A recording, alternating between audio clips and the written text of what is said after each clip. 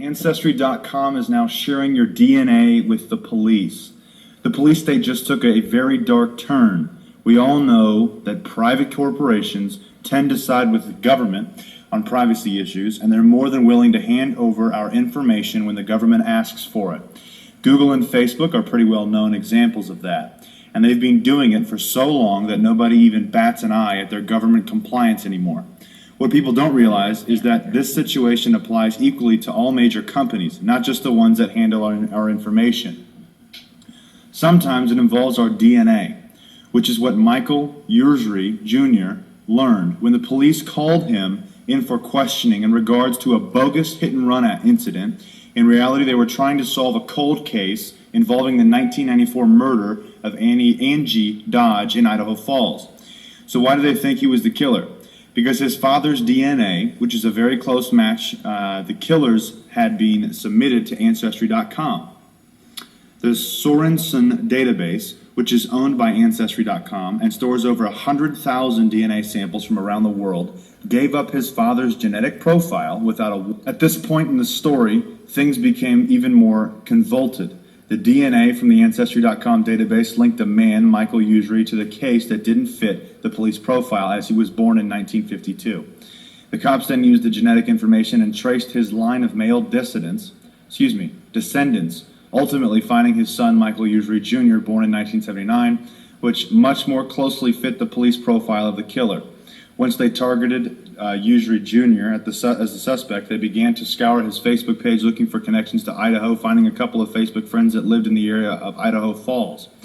Police then, by Google searching, realized that Usury Jr. was a filmmaker and had done some short films containing murder scenes. Law enforcement subsequently got a warrant for Usury's DNA based upon the completely circumstantial evidence presented by Idaho investigators. The cops then called Usury Jr. and asked him to meet them under the guise that they were investigating a hit-and-run accident. Thinking he had nothing to hide, he agreed to meet with the investigators without an attorney present. He was subsequently taken to an interrogation room where he eventually allowed them to collect his DNA.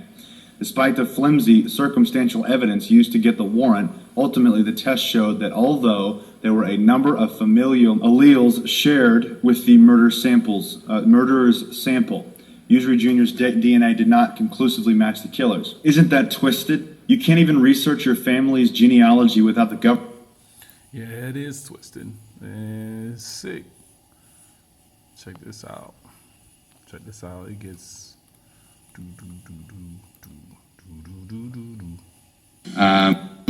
on. I want to get right to where... Extraordinary. A scientific breakthrough means it could soon be possible to engineer a crime scene. Researchers in Israel have managed to duplicate DNA evidence, which until now has always undermined any alibi. And for more on the implications of fabricating gene identities, let's join RT's Priya Sridhar in our Washington studio. So what more can you tell us, Priya?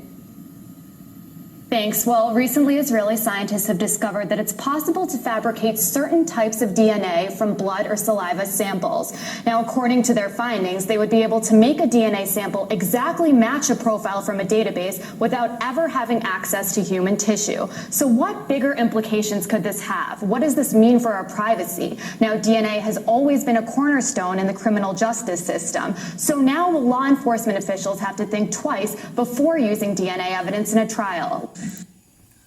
So what we're witnessing is, well, how to put it plain and simple, we can't keep doing this. We can't keep submitting our DNA to these companies. When we finally become a tribe and we have our own schools and stuff like that, yeah, we can, when we know who's testing it and we know that, you know, this is amongst our own, I say, sure, go for it. But right now, we're just handing them over more of ourselves to be used as a weapon against us. I mean, think about, you know, when they draw your blood, right? All that blood that they draw, all those vases they fill up for this test and this test. Are you serious? You don't need that much blood. Whatever happened when they pricked your finger, and I mean, I know it's a childish thing. They pricked your finger and they took that much blood and they were able to do everything they needed. Now all of a sudden they need to like nearly drain your body for a test. Are you kidding me? I'm just saying, the two don't even add up. It doesn't make sense. And you sit there and wonder, where's all that blood going? What are they using for when it's done? Oh, they destroy it. Yeah, right. It's all about those fetuses they claim they destroyed, and they end up in, food products as flavoring. And the reason why I want to play this is because Ancestry and the Mormons have such a close relationship, to one another. They've partnered in several areas of their companies. I mean, heck, Ancestry was founded in Utah anyways. To me, when I look at this, I look at what the Ancestry is doing with your DNA, the lies they give us when, you get your results back. All of it just shows you who they are, who they know we are, and how they're trying to distance us from our inheritance. And we're willingly letting them do that. I still can't let this go. I really can't. Supposed to be the servant of the people, all people of the United States. Hold on, let me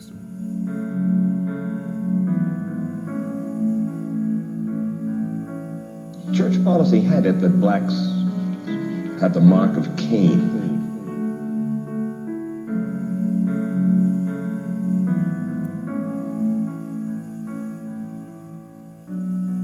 Look, that's behind us. Don't worry about those little flicks of history.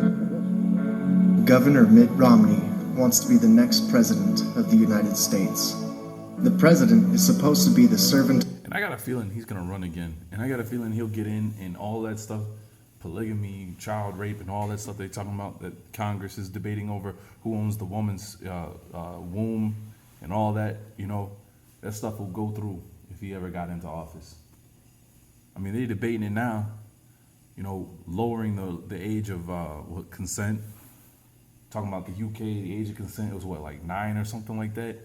Talking about, that everything's all right over there as far as that goes, just making it, I don't know, more Babylonian. Of the people, all people of the United States. White, brown, yellow, red, and black. But in the case... And it is funny. I was looking at Wikipedia, looking at the color brown, right? And they was claiming that it takes, 3 colors to make brown. They said it takes black, yellow, and red. Now you can mix black and yellow together. You can mix black and red together. You can mix yellow and brown, yellow and black, red and black, red and yellow, and you get brown. And I thought, I've always considered myself to be brown even before I was even conscious to any of this stuff. I remember, like I said, walking down the street with my friend Tito, and we were talking back and forth, and, we were talking about how we didn't like the idea of being called black. We said clearly our skin's brown, so just reading about that, I thought that was pretty funny. That what it takes, I guess even the brown man's an amalgamation. In the case of Mitt Romney, there may be a problem. Mitt Romney is a Mormon, a member of the Church of Jesus Christ of Latter-day Saints, headquartered in Salt Lake City, Utah, with over 13 million members worldwide. There are about 6 million Mormons in the United States. Mitt Romney served as a missionary for the Mormon Church in France in the early 1960s. Later, Romney served as a Mormon bishop, like the volunteer pastor over a congregation of about 200 people in Boston, Massachusetts. Until Mitt Romney was 30 years old, the Mormon Church banned all black people from its priesthood and its temples. Let me skip ahead. You can watch this if you like. I'm almost out of time to film. Let me skip ahead here. Doctrine. They're calling it some folklore which some members believed but was never a doctrine of the church. We would like to see the Mormon Church make a public apology for the Curse of Cain doctrine, admit that they taught it as a doctrine of the church for 130 years. On Australian television in 1997, Church President Gordon B. Hinckley was asked why the church banned blacks from its priesthood and temples for 130 years. President Hinckley replied, quote, "I don't know what the reason for that was." Yeah, you do. End quote. Compass TV. Because you said that we were the lazy bad Indians and we were cursed with a blackness and all. Hold on. Let me see. We shall But as the Mormons were trying to change their place in American life, the country itself was changing. The social and political upheavals of the 1960s put new pressures on the church, especially over its stance on race. I think the most damning statement came from one of the presidents of the church, the third president of the church, John Taylor. Basically, he said that the reason that blacks had been allowed to come through the flood of Noah, was so that Satan would have representation upon the earth. That black folks were here to represent Satan and to have a balance against white folks who were here to represent Jesus Christ, the Savior. How do you damn a people more than to say that their existence upon the earth is to represent Satan? It's the old eternal battle, the forces of evil against the forces of good. It's the old eternal battle, the forces of evil against the forces of good. It's the old eternal battle, the forces of evil against the forces of good. It's the old eternal battle, the forces of evil against the forces of good. From 1830 to 1978, blacks could not become priests in the Mormon Church, right? That's correct. Why? Because the leaders of the church at that time interpreted that doctrine that way. Church policy had it that blacks had the mark of Cain. Brigham Young said, Cain slew his brother, and the Lord put a mark upon him, which is the flat nose and black skin. It's behind us. And you see how stupid that is, especially when we know that black is the strongest gene, right? That light, blonde hair, blue eye, and all that is a recessive, right? That you can't get. Oh man, just today. Ooh. Look, that's behind us. Don't worry about those little flicks of history. It's the old eternal battle, the forces of evil against the forces of good. Over here in his History of the Church, from January 1844, page 584, he says, and rebellious niggers in the slave states. Yeah, nice guy, wasn't he?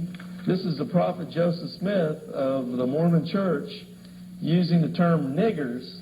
Indians, right? And you right. know the image is, 10 little see Indians. how wonderful we are. We love everybody. We're so tolerant of everything and every person. You can argue with what I say about it, but you can't argue with photostatic reprints of the original. Yeah, because this is all coming right out of Mormon literature. And the listeners... So I'm going to stop right there, everyone. I know this was a little bit over the place towards the end, but I mean, the Mormons just get under my skin, man. Like, they really do. And shoot, and I'm planning to move out west. I don't know how much of that I can handle. Anyways, everyone have a good night.